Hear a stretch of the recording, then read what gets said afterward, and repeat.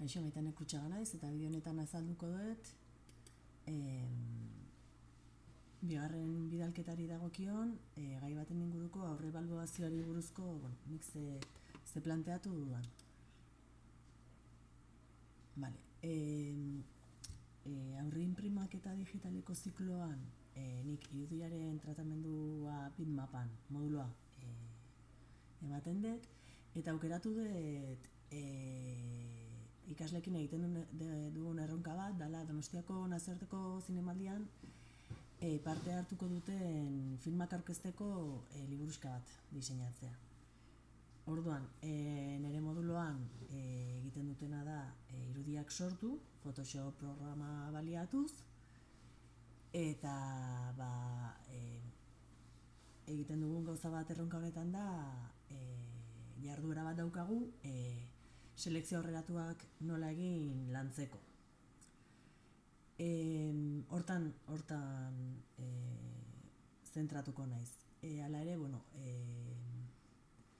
jakiteko beharrezko oinarrizko aurre ezagutzak dituztela erronkari aurre egiteko Kahoot bat diseinatu dut. Orduan egiten duguna da, Moodleen atal bat daukagu erronkari dagokiona, eta lehenengo gauza egingo duten ikasleek da Kahoot honetan Kahoot hau egin, ikusteko ea aurre ezagutza hauek badituzten. Nola Kahootek ematen digun aukera, ebidentziak Excel formatuan gordetzeko, honen arabera eskuratuko dugu hemen beharrezko informazioa, ikasleen inguruko informazioa. Orduan, hementxe Moodleen sortu dudan erronkaren atala, eta hau izango litzake sortu dudan Kahoota. Hemen ikaslei sarrera bat egiten diet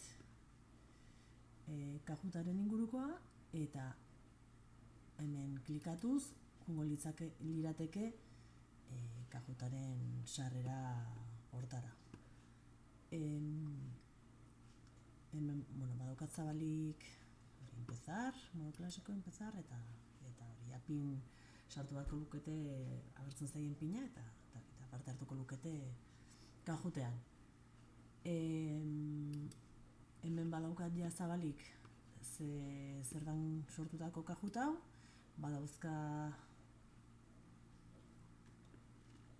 22 galdera, eta dira pixkat nola gure erronkako helburua da beraiek sortzea irudi digital bat, baina gero inprimatzeko izango dana, pixkat hori pausoiek aurrera eramateko jakin beharreko oinarrizko informazioen inguruko Kahoot bat izango litzake. Orduan, hau edukiko lukete sortutako Moodleko